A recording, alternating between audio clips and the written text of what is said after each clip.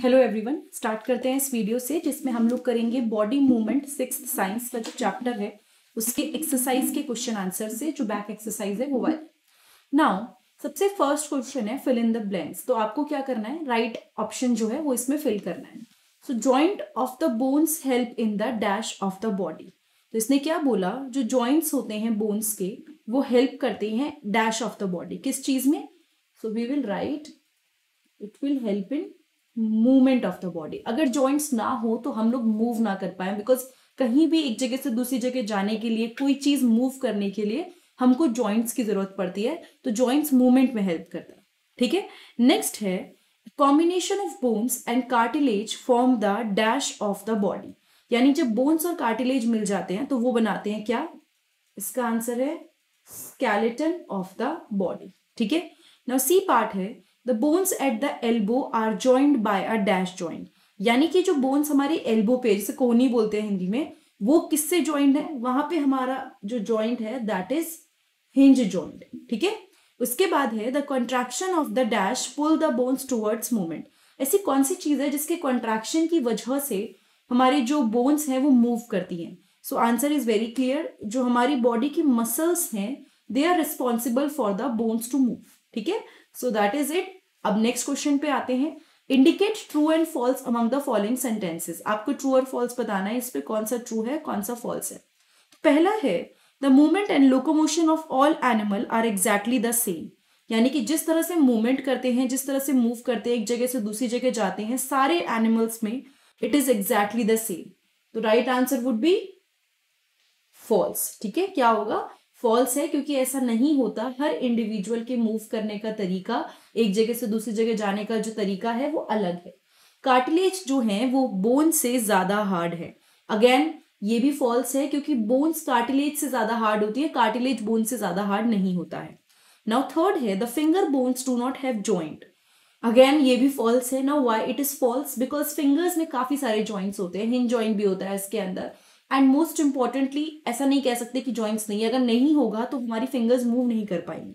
ठीक है, the forearm has two bones. यानी कि हमारी जो फोर आर्म है उसमें टू बोन्स होती हैं, विच इज करेक्ट। यस, यहाँ पे दो होती हैं। ठीक है, इसके अंदर एक आ गई आपकी रेडियस और दूसरी आ गई अल्नम। ठीक है, तो ये दो बोन्स होती हैं। Cockroaches have an outer skeleton which is also true. इसको हम एक्सोस्केलेटन बोलते हैं, जो कॉकरोच में पाया जाता है एंड काफी हार्ड होता है। उसकी हेल्प से कॉकरोच अपने आप को प्रोटेक्टेड रखता है। नाउ क्वेश्चन थर्ड है, आपको मैच द फॉलोइंग में इन सारी चीजों को जो सेट बैठ रही हैं उनको आपको सेलेक्ट करना है। अपर जॉ, इसमें आपके पास मल्टीपल ऑप्शन है, तो अगर हम ध्यान से पढ़ें तो उसके हिसाब से इट शुड बी, अगर मैं इसको मार्क कर दूं 1 2 3 4 5 6 7, ओके। अपर जॉ के साथ सबसे अच्छा जो सेट बैठ रहा है दैट इज 4, कि वो एक इमूवेबल जॉइंट है। ठीक है, नाउ फिश की बात करते हैं। फिश में हम लोग कंसिडर कर सकते हैं कि उसके अंदर स्ट्रीमलाइन बॉडी होती है, सो दैट वुड बी 7। और एक और चीज यहाँ पे कंसिडर हो सकती है कि उसकी बॉडी पे फिन्स होता है, so that can also be correct. ठीक है, उसके बाद रिब्स आता है। रिब्स क्या करती हैं, रिब्स, यस, रिब्स प्रोटेक्ट करती हैं हर्ट को। तो ये फिफ्थ हो गया आपका, जिसमें रिब्स प्रोटेक्ट कर रही हैं हर्ट को। नाउ स्नेल के ऑप्शन में, स्नेल की एक तो yes it shows a very slow movement, यानी यहाँ पे दिखा हुआ है बहुत धीरे धीरे चलता है स्नेल।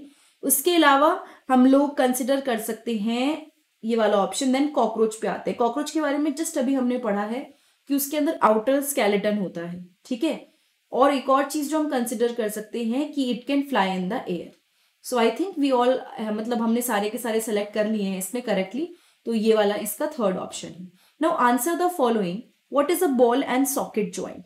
देखो, अगर मैं इसका आंसर भी आपको एनसीईआरटी में मार्क करती हूँ, उसके अलावा ये बेसिकली एक ऐसा जॉइंट है जिसमें आपको, मैं यहाँ पे फिर भी लिख देती हूँ बिकॉज अगर आपको बिल्कुल नहीं पता होगा, राउंडेड एंड। ठीक है, एक बोन का rounded end of one bone, एक बोन का राउंडेड एंड फिट होता है, फिट्स इनटू, किसमें फिट होता है, hollow space of other bone. ठीक है, दूसरी बोन के हॉलो स्पेस में फिट होता है। इसी को हम लोग बोलते हैं बॉल एंड सॉकेट जॉइंट।